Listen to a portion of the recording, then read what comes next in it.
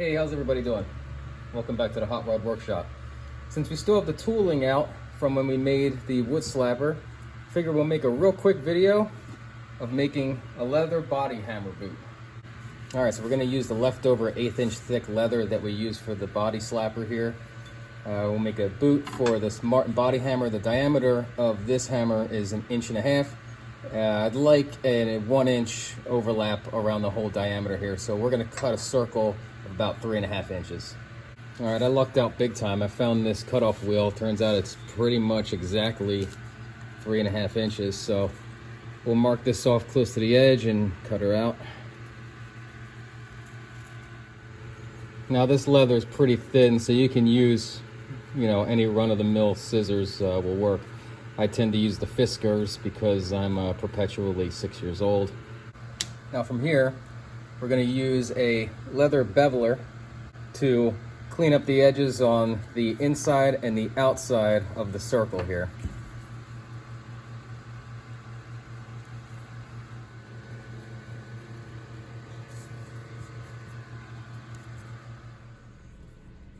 Alright, next step is to burnish the edge of our leather piece here.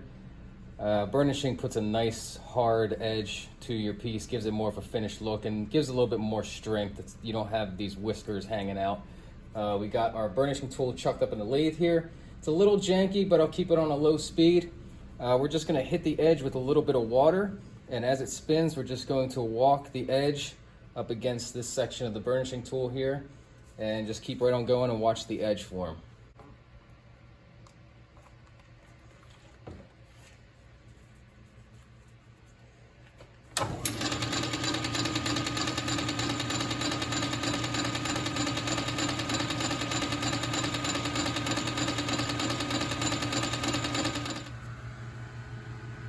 Alright, so we got a nice burnished edge on our leather piece. I wasn't really watching the piece, to be honest. I was watching the chuck, make sure it didn't catch my hand. Next step is to give me a general idea of where the hammer face is going to be centered onto the leather here. Reason being is I'm going to go around the outside of this circle with this blade and try to thin this area up a little bit, because this is where it's going to fold in once it's secured to the hammer. So I want to make this a little bit thinner so it doesn't give me so much resistance as it's curling in around the hammer face.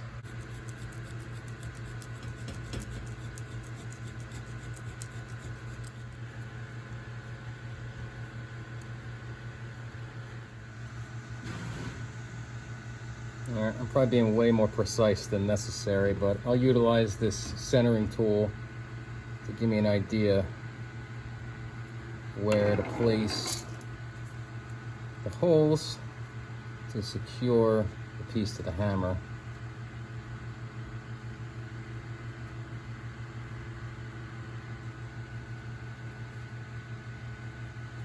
Alright, just kind of eyeball the halfway point.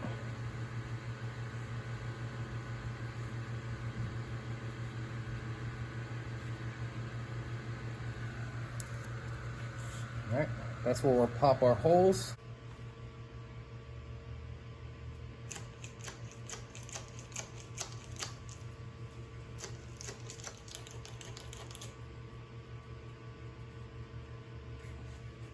Okay, so last step is to use these eyelets around the holes that we popped. Use the anvil and the punch to set it in place. This will add some longevity to the piece, so when you wrap it around the hammer and you swap over to different hammers and back and forth, you won't end up ripping these holes any wider.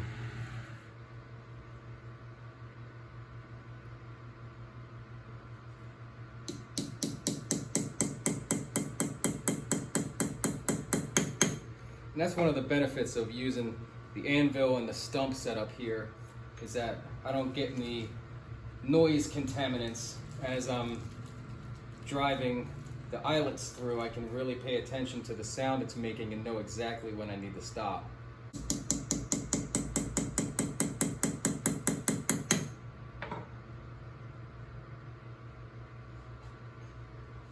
All right, so the only thing left to do now would be to install it.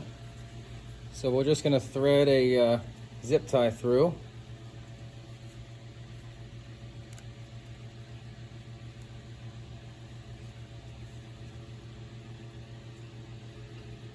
Let me get it started there.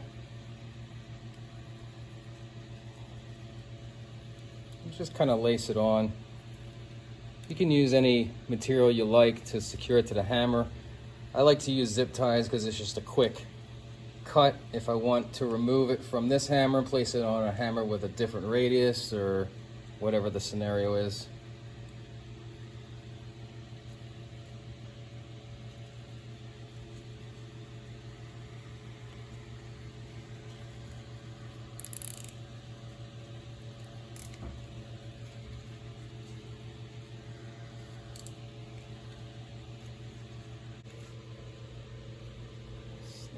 Off. All right, there you are. There's your leather-faced body hammer. You still have the weight of the body hammer behind the strike onto the sheet metal, but you have a little bit of give on the leather. All right, so I got a piece of aluminum here, 20 gauge. I'm going to strike one side of the aluminum with a standard Martin hammer with no leather face on it. I'll try my best to have nice even blows. Do it about 20 times, and we'll do the same exact thing with the leather-faced hammer on the opposite side.